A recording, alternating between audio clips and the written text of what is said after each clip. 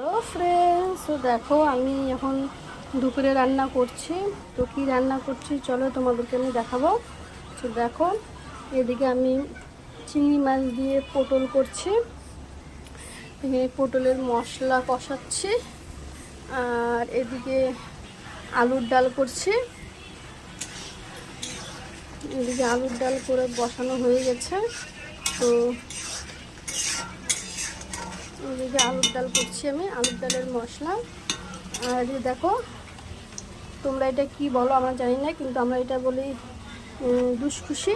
তোমরা এখন কি বলো আমি তো সঠিকটা জানি না, আমাদের এখানে এটা বলে দুষ্খুশি। তো এটা আমরা বাটা করব, এটা বাটা করব। আর এদিকে আছে দেখো মাটন কষা। মাটন কষা অলরেডি হয়ে গেছে রান্না।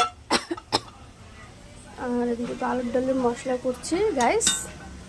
আর এদিকে আমি পটল চিংড়ি করব।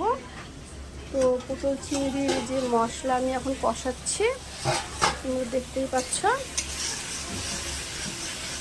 এখানে মশলার মধ্যে গাইস আছে তোমার গোটা জিরা ফোড়ন দিয়ে, আদা রসুন পেস্ট, তারপরে লঙ্কার গুঁড়া, জিরার গুঁড়া, তোমার টমেটো দিয়ে এই পটল চিংড়ি করব।